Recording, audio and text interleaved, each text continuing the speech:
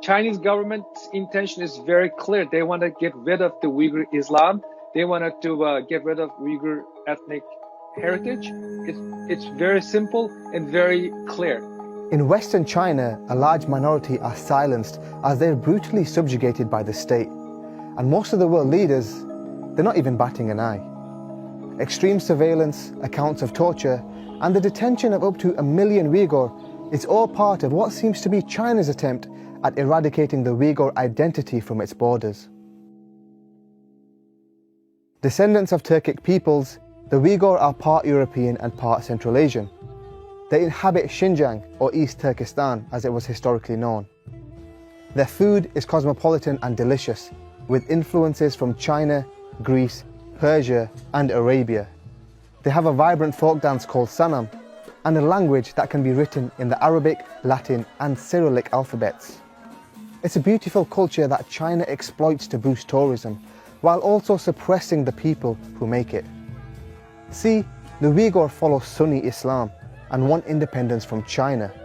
China has been trying to change this for decades. Back in 1949, Mao Zedong's Communist Party took control of China after a deadly 5-year civil war and immediately invaded a disputed Xinjiang to prevent Russia from taking it over. Religion was considered incompatible with communism, and so a crackdown quickly began on all expressions of faith. Uyghurs were punished for praying in public and found their mosques demolished or converted for other uses. With the help of government money, China's dominant Han ethnicity began to migrate to the region in the 1950s. They built settlements and set up the most successful businesses in Xinjiang. The Han now make up 39% of the population, a number that's steadily increasing. So we've seen 1,000% increase in Han population since 1949. Uyghurs see the Han folks as coming to take their land and to kind of transform their societies. It's a really kind of a classic settler colonialism situation where they see these people as invaders and as occupiers of their land. Poorer Han across China routinely move west to work for the Bingtuan, a paramilitary group that takes over land and resources taken from Uyghurs by the government. Established in 1954 by Mao, the original Bingtuan were soldier farmers, off-duty servicemen who were put in Xinjiang to defend the province from Russia. Russia became less of a threat, but the organization grew. It's now 3 million strong and operates more than 2,000 companies in agriculture, energy, security, finance and media. The Bingtuan administrative divisions enforce the central government's anti-Uyghur policies whilst they profit from their annexed land and resources.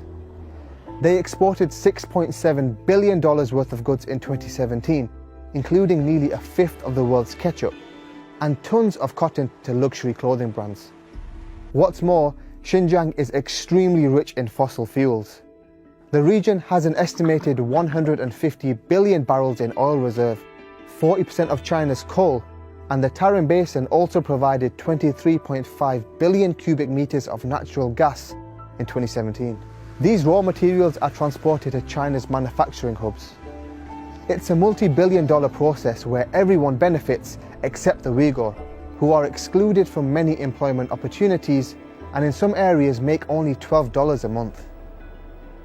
Because almost all these jobs and these resources were going to Han settlers, Uyghurs felt dispossessed. They felt like our land is being taken from us, these natural resources are being taken from our land and we're not benefiting from it. The real consequence though was that the cost of living began to really explode. So because there was all these new Han settlers coming in and they were making quite a bit of money, the prices of products began to rise, and so just basic staples became a lot more expensive. Uyghurs, because they were excluded from the job sector, weren't able to get the revenue they needed, the funding they needed to buy those new products, and so their level of poverty actually increased. For the Uyghur, this inequality and discrimination has led to sporadic bouts of violence towards the Han.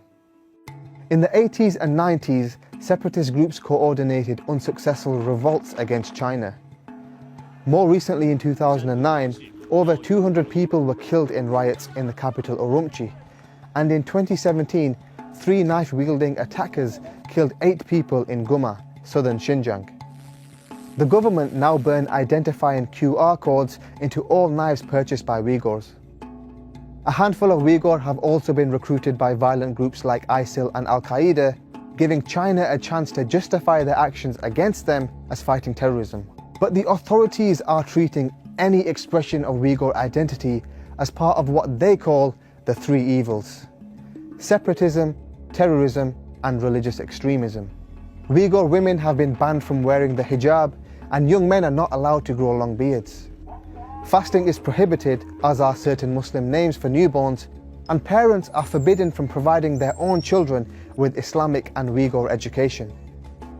Youth under 18 are not allowed in mosques during sermons, and the Quran itself must be approved by the state, meaning the text is altered to fit the Communist Party's ideology. The Hajj pilgrimage is also not permitted, as there's restricted freedom of movement. Many passports were seized in 2016 when Chen Quanguo was given authority over Xinjiang. His last job was leading the crackdown on dissent in Tibet.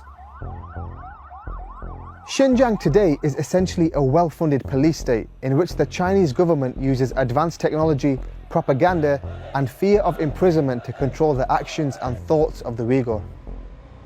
Friday morning, you get up, try to go to mosque. The Chinese government stops you. They force you to go through iris scan, full body search. And then you go into the mosque and you look up to Xi Jinping's picture to pray. You're not supposed to have somebody's image in the mosque, but they worship the red flag and Xi Jinping's picture in the mosques. In 2017, China spent $8.5 billion to monitor every aspect of Uyghur life. Xinjiang is littered with thousands of cameras, many with facial recognition technology, and vehicles are registered to track any suspicious movements between areas. Wi-Fi sniffers and a mandatory mobile app regularly scan Uyghur devices for content deemed politically incorrect. Uyghur are forced to provide DNA samples, biometric data, and personal information on their religious lifestyle and relationships. The state then decides whether they're safe, and the information is tied to an ID card that must be presented at checkpoints, fuel stations, and even supermarkets. The Uyghurs who are found to be not safe are sent to prison or to re-education camps. Human rights groups report that there are over 1 million Uyghurs in these internment camps. China calls them vocational training centers.